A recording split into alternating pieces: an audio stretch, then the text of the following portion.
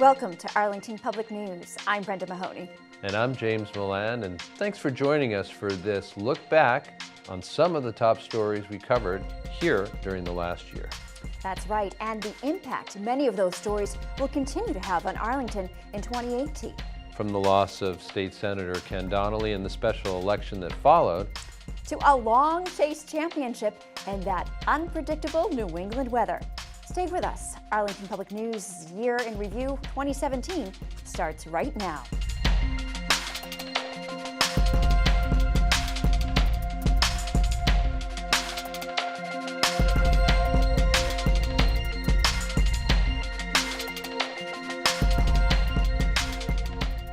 Ken Donnelly represented the 4th Middlesex District for 8 years until his death from a brain cancer in early April. Donnelly left a legacy of public service and advocacy. He was known as a fighter for workers' rights, mental health and substance abuse initiatives, and civil rights causes. His commitment to public service began decades earlier as a Lexington firefighter. APN reporter Harrison Kramer brought us this intimate look at the man behind the legislator. Outside Senator Donnelly's wake, the American flag fluttered quietly at half-mast. Beneath the flag, more than 500 Massachusetts firefighters filed into Arlington Town Hall. Among these men and women were Donnelly's fiercest allies and his closest friends, who built the foundation of Donnelly's political career. It all began in 2007, when the political newcomer finished a strong second in his first political campaign. 10 weeks ago, we started from zero. We had no money. We had no political base, because I hadn't run for office before. We were running against 3 incumbent reps. So we started from zero. And this was a great fight. And you should be congratulate, each and every one of you should be congratulated, because we put on one hell of a fight.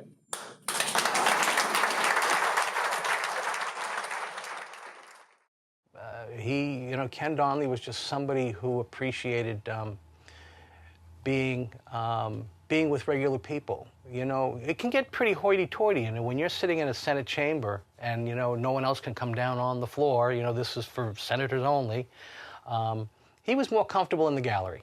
I don't want to be a career politician. I have spent my professional career helping people. As a firefighter, as an advocate for working people, and as a commissioner on the Public Employee Retirement Administration Commission. It's kind of like what they say about being a Marine. You're never not a firefighter. If you're a firefighter and you're a retired firefighter, you're still a firefighter. And he never really left that role. He was a lieutenant. He was the supervisor of the crew. He was the one that led. He's the one who told us what to do. He was the leader. But at the same time, while he was a lieutenant, he was also the union president, charting the course of where this union is today. A lot of the stuff that we have and enjoy are based from him. Getting on the truck, he'd forget his boots, but he knew to make sure to cross all the T's and I's on a piece of legislation when he was writing a lot of that stuff that he did write. So it was really incredible to watch that. The average person needs representation in the state Senate. Corporations have lobbyists, but and unions to some degree have lobbyists. But the average working person doesn't have a lobbyist. They have nobody speaking for them. That was Ken Donnelly. That's what Ken Donnelly did. People that clean those buildings, work in those restaurants, work in the schools, clean your hospitals, clean your universities, are low-wage workers that in some cases don't have cars, and gas prices, when they go up, make it almost impossible for them to get back and forth from work. What we want is the cities and towns to start funding their pension system. My goal is to make sure we make it at least easier for people to attain middle class and to be able to raise families and provide for them the same opportunities I had in raising my children in the town of Arlington. Any working families in the state, anybody that couldn't take care of themselves, they're going to have a hard time finding a replacement to be an advocate for them like he has been. So it's going to be tough. All we can do is just aspire to be like them and hopefully move forward. I mean, for me as a fire officer and as the union president, being a leader in that capacity, I'm here today in this position because of Ken Donnelly. He taught me everything he knew, and I hope I can continue to just live up to his legacy. 3 Democrats stepped forward to fill the late senator's vacancy. Donnelly's longtime Chief of Staff Cindy Friedman, Representative Sharon Garbely, and Lexington resident and education advocate Mary Ann Stewart. Ms. Friedman won a narrow victory from Representative Garbely in the June primary. With no Republican in the race, Friedman officially took the seat after the July general election. And James, you've had a chance to speak with Friedman during the fall session, and she's already taking on a leadership role, I understand. Yeah, she has her issues. You know, it's a tough transition in some ways from being behind the scenes to being the actual senator herself, and she's adjusting to that. But things like the $15 minimum wage, working for mental health, greater mental health initiatives. Issues she's interested in. Yeah, and absolutely. Many that Donnelly also felt strongly about. She's carrying forward that legacy, she certainly is. Well, all important issues to Arlington residents. When we come back, school construction projects are underway all around town, the impact on students and finances. And a championship finish that had Arlington fans on the edge of their seats. That and more when we come back. Going live in 10, 9, 8, 7, 6, 5, 4, 3, 2, 1.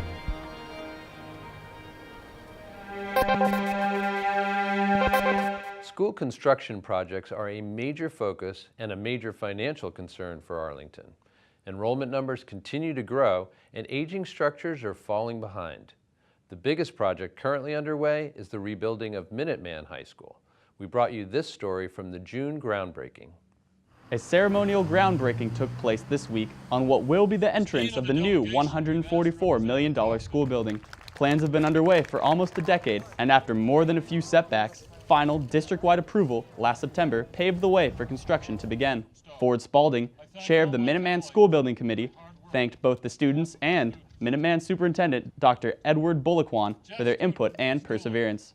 And you have participated in the design and contributed your ideas and knowledge that are going to be incorporated in this building. And we thank each and every one of you. Please give them a hand.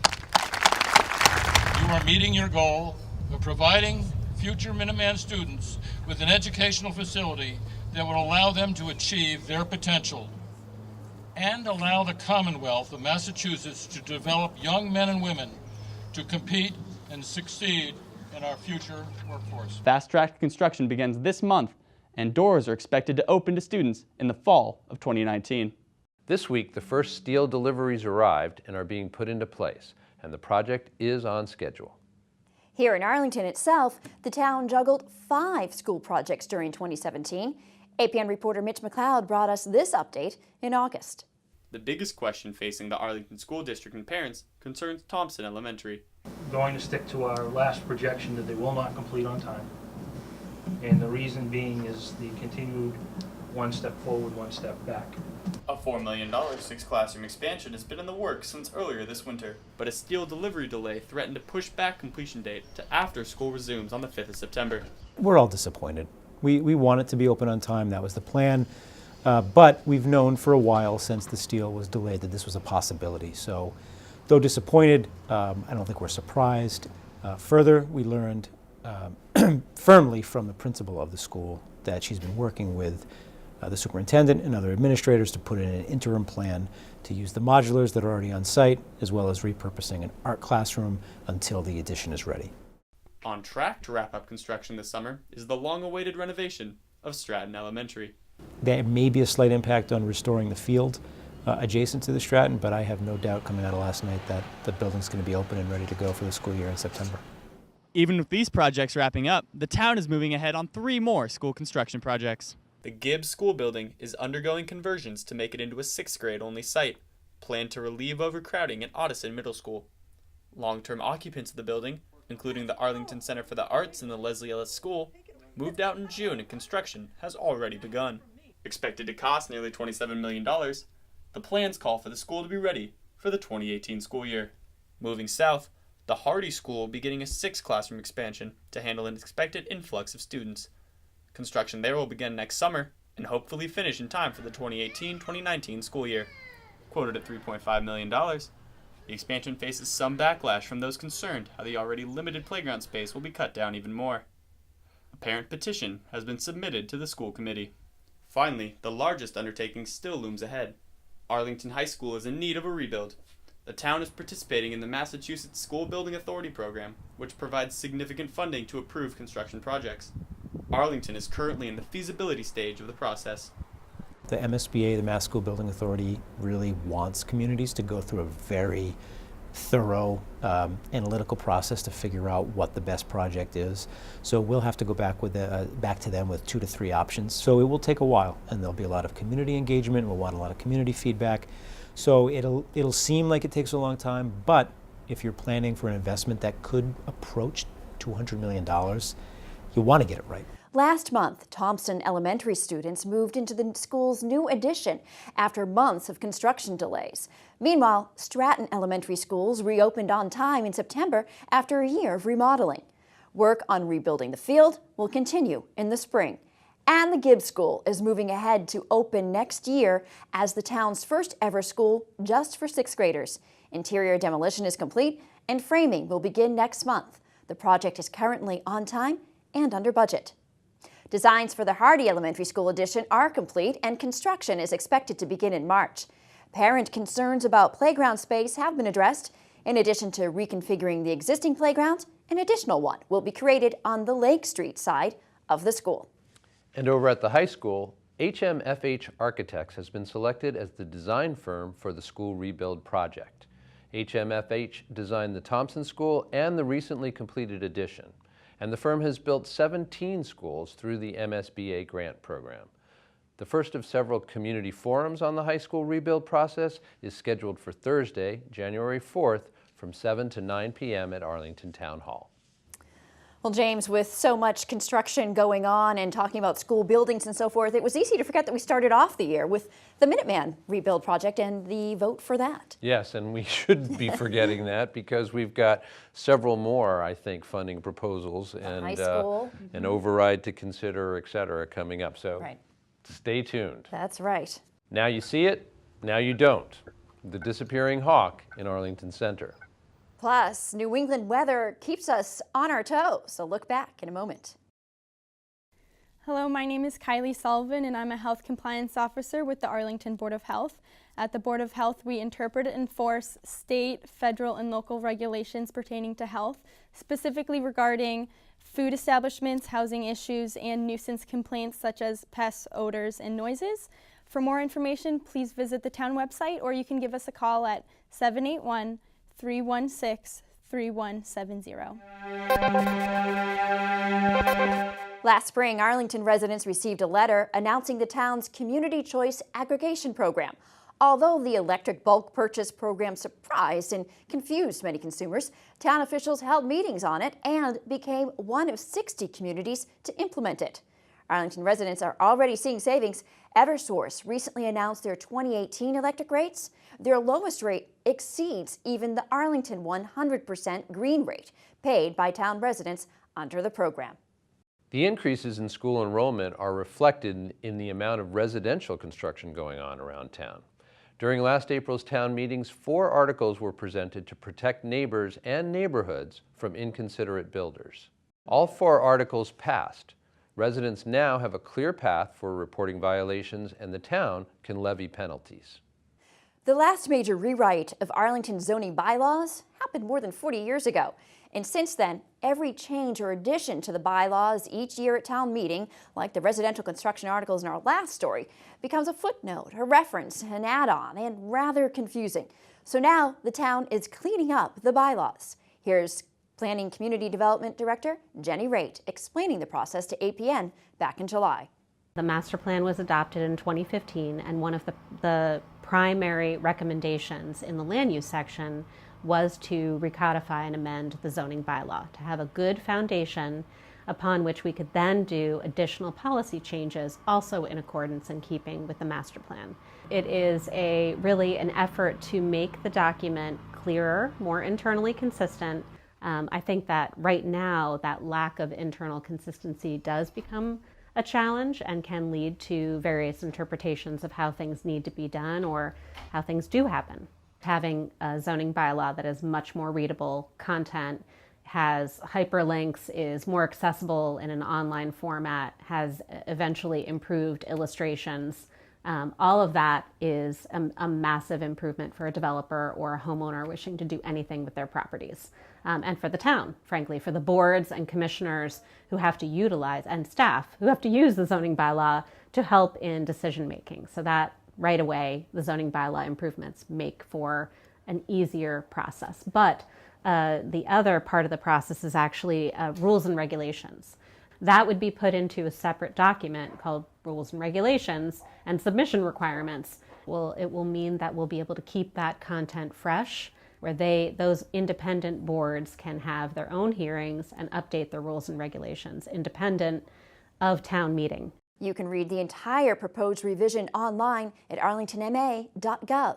And there will be a public hearing on the revisions on Monday, January 8th from 8 to 10 p.m. at the Senior Center on Maple Street.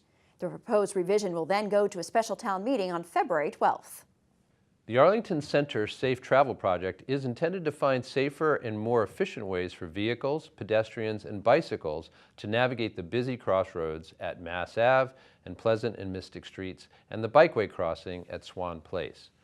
An innovative signal called the Hawk was installed at Swan Place, and new traffic patterns for cyclists were unveiled in the spring. But the new design quickly met with confusion and new safety concerns from residents. It's a little bewildering. I think all the new light cycles are a little bewildering, so you'll have to ask me in a month as to when I get used to it. The Hawk light, I think, is a little bit difficult for bicycles because at the tail end of the cycle, when the cross light says you have 3 or 4 seconds, that's easily enough for a bicycle to get across the street, but the Hawk light is already signaling that cars can go through. So I think it's potentially dangerous. This is a great change. This is the worst intersection, or was the worst intersection on the bike trail, and I think that this is a vast improvement. Do you feel exposed anyway sitting out there in front of traffic, or do you think it helps? I think it helps. Always exposed when you're a biker on the road, though, so I stick to the bike paths as much as possible. The town heard residents' concerns and by November had the pieces in place to make adjustments to the configuration. Director of Public Works Mike Rademacher addressed the issues at the November 20th Board of Selectmen meeting. There has been obviously some confusion there, motorists, cyclists, pedestrians, both, how that operates, and unfortunately it wasn't the right fit for that location. Rademacher outlined the proposed changes. In a nutshell, we're going to make it a regular traffic signal with lights like everyone understands and walk buttons like everyone understands. That'll still be coordinated with the intersection in the middle of town so that there'll be some efficiencies there for traffic traveling between the two intersections. Work is already underway to implement the changes approved by the Board of Selectmen. The Hawk light itself is undergoing electrical fixes to make it work as a traditional traffic light. New signaling fixtures for pedestrians and cyclists are going up at the intersection of Mass Ave with Pleasant and Mystic Streets.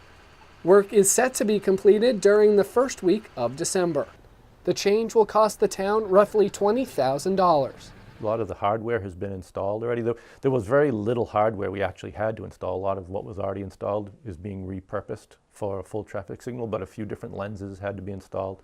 New pedestrian and bike crossing signals are now operating at the center's main intersection. With this project, made the signal timings much more flexible to help move traffic a bit more efficiently, which meant that going diagonally on that left turn was no longer a good thing to do.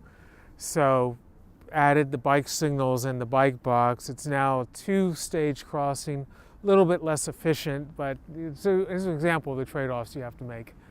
At this point, I really have to say is, so far, so good, but we'll really understand more come spring when path traffic increases again.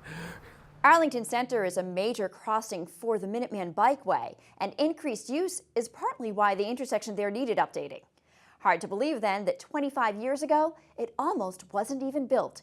Here's a look at how it went from abandoned railroad to a popular multi-use bike path. It runs 2.7 miles through Arlington.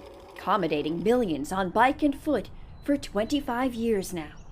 But the Minuteman Bikeway connecting Bedford to Cambridge wouldn't be here at all if it weren't for a different mode of transportation proposed by the state some 18 years earlier, an extension of the Red Line commuter train along the defunct freight and passenger railway. If it was going to come through Arlington, it had to be underground. And in August of 1974, at a redevelopment board meeting, somebody said, "What are we going to put on top?" And somebody said, "Linear Park, Bikeway." The Red Line never got any traction, but Arlington held long and tight to the Bikeway idea. We had to fight to say, look, a bikeway is transportation, and we're just preserving it. A necessary step as the state owned the right-of-way, while Boston and Maine Railroad owned the land. The MBTA and the Boston and Maine Railroad, for a variety of reasons, had difficulty working with each other, and the bikeway fell in the battleground between the two of them. It then took 2 more years for all parties to agree to railbank the path, but just over 1 year to construct. In 1992, the Minuteman Bikeway became the 500th rail-to-trail in the nation.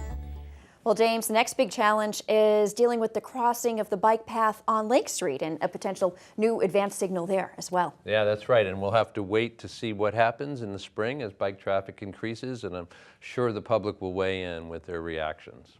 Coming up, running to put the AHS track team on the map. And a flood of weather events. We'll take a look when we come back. Hey guys, Oh, hey Studio Night. want to do something cool? Make TV with ACMi Studio Nights. I don't think we have time to make TV. That sounds hard. You have time to watch TV, but not to make TV? Well, Join ACMi Studio Nights to make TV with new friends, Wednesdays from 7 to 9 p.m. and get this tiny flashlight, unless you're scared. I'm not scared. You know we can still see you, right? No, you can't. Pretty sure we still can. Do you have what it takes to ride with the Studio Nights? Of course you do. Join us next Wednesday.